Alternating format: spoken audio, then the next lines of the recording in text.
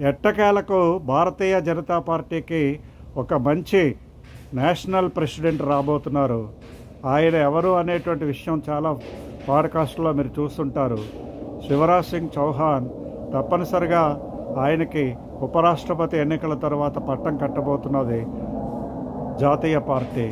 అతడు వచ్చిన తర్వాత తప్పనిసరిగా భారతీయ జనతా పార్టీ మరింత వేగంగా పుంజుకొని బీహార్ ఎలక్షన్స్లో, తమిళనాడు ఎలక్షన్స్లో విజయదుందు మోగించడానికి అవకాశం ఉన్నది. శివరాజ్ సింగ్ చౌహాన్ అనేటువంటి ముఖ్యమంత్రి భారతదేశంలో ఉండేటువంటి అన్ని ముఖ్యమంత్రులుగా పనిచేసినటువంటి వ్యక్తుల కంటే అతి తక్కువ సంపద కలిగినటువంటి వ్యక్తి అనేటువంటి విషయాన్ని ఈ విషయంలో మనం గుర్తుపెట్టుకోవాలి.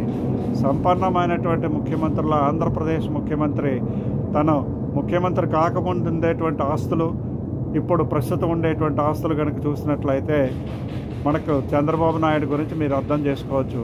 అదేవిధంగా తెలంగాణ రాష్ట్ర ముఖ్యమంత్రి కాకముందు అతని ఆస్తులు, ఇప్పుడున్న ముఖ్యమంత్రి జార్ఖండ్ ముఖ్యమంత్రి అతనికి ఉన్న ఆస్తులు, ఇప్పుడున్న పరిస్థితులు అతనికి ఉండేటువంటి ఆస్తులు, ఈ విధంగా అందరు ముఖ్యమంత్రులు పోల్చుకున్నప్పుడు శివరాజ్ సింగ్ చౌహాన్ 15 సంవత్సరాలు ముఖ్యమంత్రిగా పనిచేసినప్పటికీ కూడా సామాన్యమైనటువంటి జీవితాన్ని సాగించి రాష్ట్రీయ స్వయం సేవక్ సంఘ్ కట్టుబాట్లకు అనుగుణంగా పెరిగినటువంటి వ్యక్తి.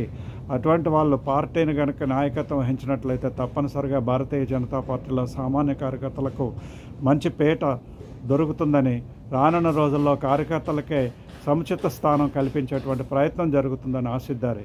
తప్పనిసరిగా భారతీయ జనతా పార్టీకి ఇది సుదినాలు రాబోతున్నాయనేటువంటి విషయాన్ని గుర్తుపెట్టుకోండి.